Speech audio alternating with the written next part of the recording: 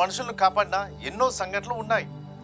దేవుడు జంతువులను తన అద్భుతమైన కార్యాలకు, మనుషులను రక్షించడానికి మరియు పోషించడానికి సాధనాలుగా వాడారని తెలుస్తుంది.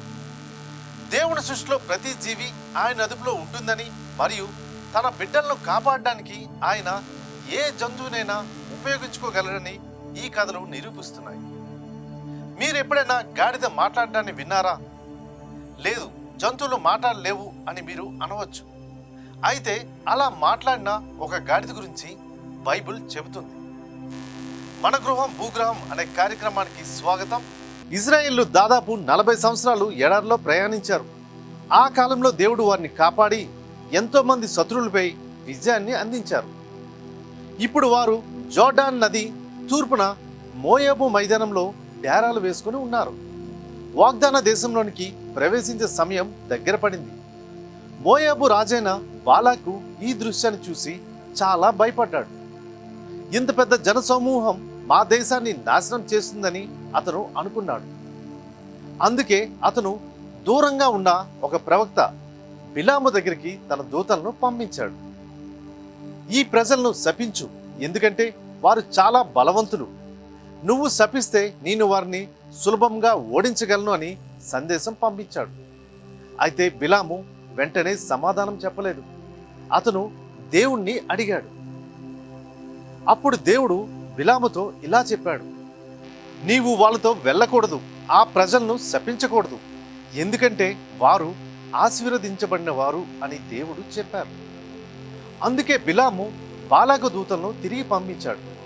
రాజైన బాలాకు రెండోసారి బిలామును పిలిపించి నువ్వు ఏది అడిగితే అది ఇస్తానని చెబుతాడు. అయితే బిలాము దానికి ఒప్పుకోడు.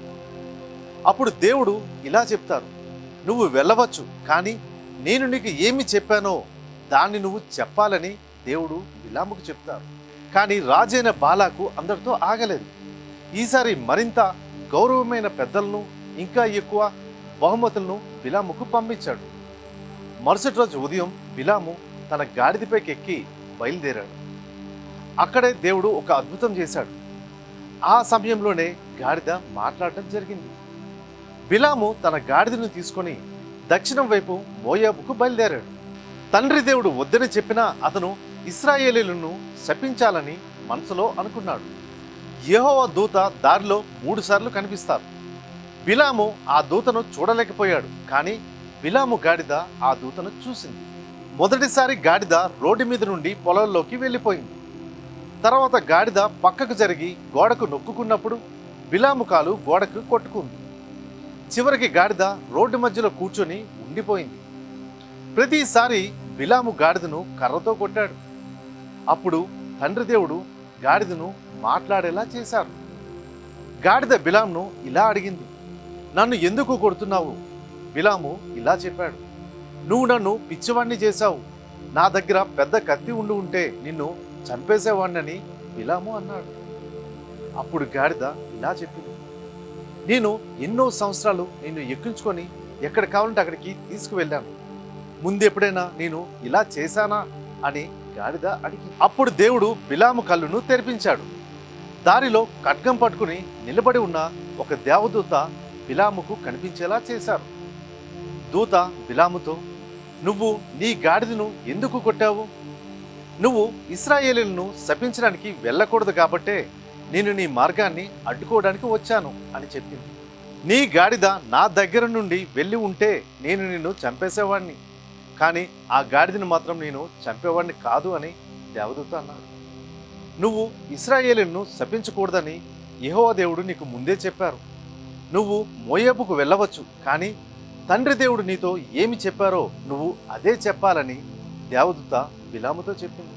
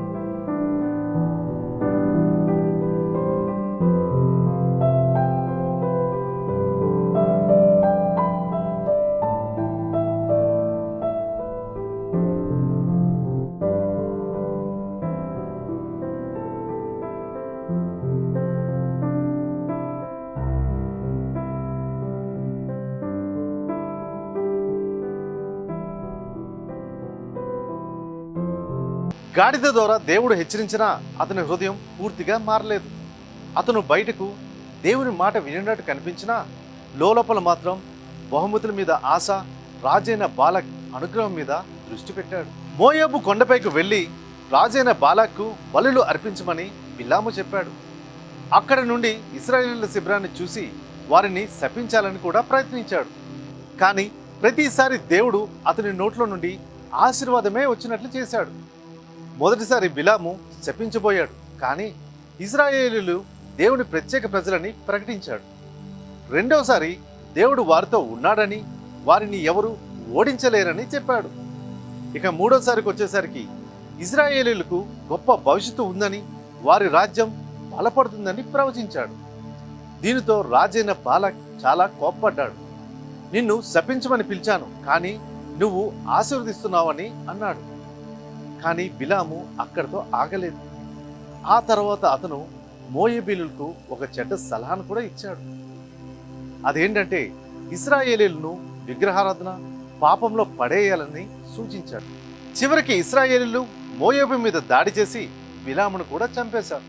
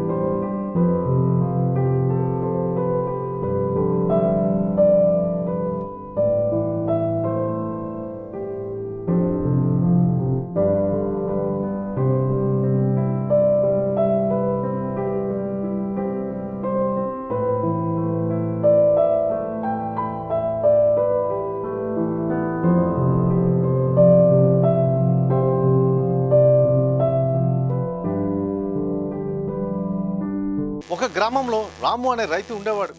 అతనికి ఒక మంచి ఎద్దు ఉండేది. ప్రతిరోజు ఆ ఎద్దుతో పొలంలో పనిచేసేవాడు. ఒకరోజు గ్రామంలోని పెద్ద మనిషి రాముతో ఇలా అన్నాడు: నీ పొలం దగ్గర ఉన్న పాత బావి చాలా ప్రమాదకరం, దాని దగ్గరకు ఎద్దును తీసుకువెళ్ళొద్దని చెప్పాడు. రాము ఆ మాట విన్నాడు, కానీ అతను పట్టించుకోలేదు. మరుసటి రోజు అతని భార్య కూడా అలానే చెప్పింది. జాగ్రత్త, ఆ బావి పక్కన నేల బలహీనంగా ఉంది, జాగ్రత్తగా వెళ్ళండి అని చెప్పాడు. కానీ రాము నవ్వేశాడు. మరుసటి రోజు రాము తన పొలానికి వెళ్తా ఉన్నాడు. కానీ అతని ఎద్దు బావి వద్దకు వచ్చేసరికి వెళ్లకుండా ఆగిపోయింది. ముందుకు కదలడం లేదు. దీంతో రాముకి కోపం వచ్చింది. కోపంతో దాన్ని లాగాడు, కొట్టాడు. ఎద్దు మాత్రం ముందుకు వెళ్ళలేదు. కోపంతో రాము తానే ముందుకు అడుగు వేశాడు. వెంటనే అక్కడున్న నేల కృంగి బావిలో పడిపోయాడు. గ్రామస్తులందరూ వచ్చి అతి కష్టం మీద ఆయన్ను బయటికి తీశారు. అప్పుడు అతనికి అర్థమైంది, ఎద్దు తనను కాపాడాలని ఆగిపోయిందని గ్రహించాడు. ఆ రోజు రాము నేర్చుకున్న పాఠం ఏంటంటే, హెచ్చరిక విన్నా మనసు మారకపోతే ప్రమాదం తప్పదు అని. ఈ కథ బిలాము కథలాగే చెప్తుంది. దేవుడు కొన్నిసార్లు మన చుట్టూ ఉన్న వాళ్ళ ద్వారా, పరిస్థితుల ద్వారా మనకు ముందుగానే హెచ్చరిస్తారు. వినడం మాత్రమే కాదు, మారడం కూడా ముఖ్యమే. దేవుడు మనకిచ్చిన ఆశీర్వాదాన్ని ఎవరు శాపంగా మార్చలేరు అనడానికి బైబిల్లోని బిలాము మరియు గాడిద కథ ఒక చక్కని ఉదాహరణ. బాలాక్ రాజు పదే పదే బతిమాలడంతో బిలాము గాడిద మీద ప్రయాణమయ్యాడు.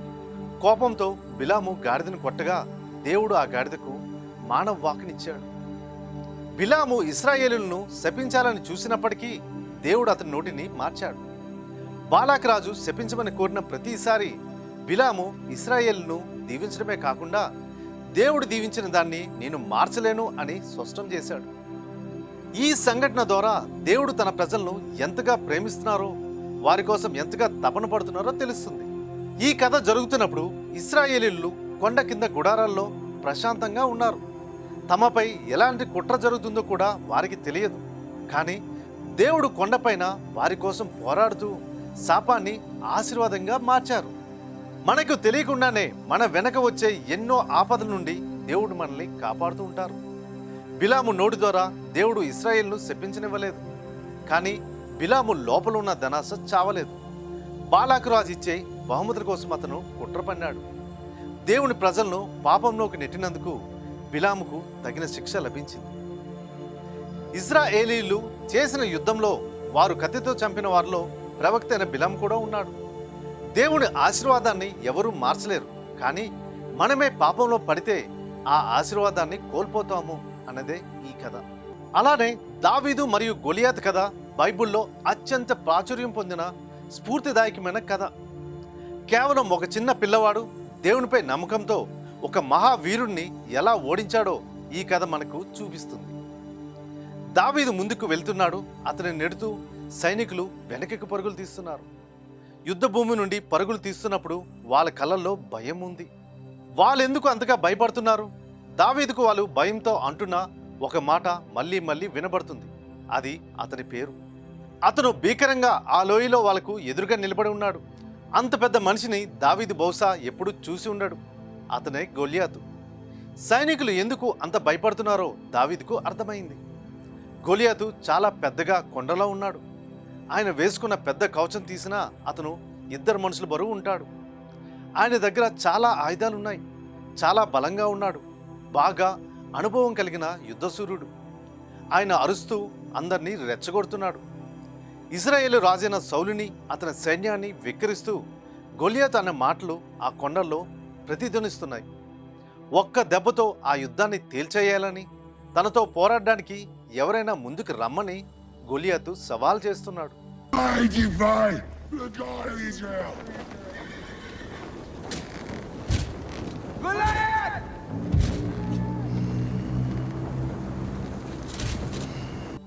ఇశ్రాయేలీలు ఉడికిపోతున్నారు. రాజైన సౌలు కూడా భయపడిపోతున్నాడు. దాదాపు నెల నుండి ఇలాంటి పరిస్థితి ఉందని దావీదు తెలుసుకున్నాడు. ఫిలిస్తీయులు, ఇశ్రాయేళ్లు 2 సైన్యాలు ఎటూ కదలకుండా ఆగిపోయాయి. ఎన్నో రోజులుగా గొలియాతు ఎగతాళి చేస్తూనే ఉన్నాడు. దావీదుకు చాలా బాధేసింది. ఇశ్రాయేలు రాజు, అతని సైనికులు, దావీదు 3 అన్నదమ్ములు భయంతో వెనక తగ్గడం ఎంతో అవమానంగా భావించాడు. దావీదు దృష్టిలో ఈ అన్యుడైన గొలియాతు ఇజ్రాయేల్ సైన్యాన్ని అవమానించడమే కాదు, ఇజ్రాయేలు దేవుడైన యెహోవా దేవుని కూడా అవమానిస్తున్నాడని గ్రహించాడు. జీవం గల దేవుని సైన్యంను తిరస్కరించడానికి ఈ సున్నతులని ఫిలిస్తీయుడు ఎంతటి వాడు అని దావీదు ధైర్యంగా మాట్లాడాడు.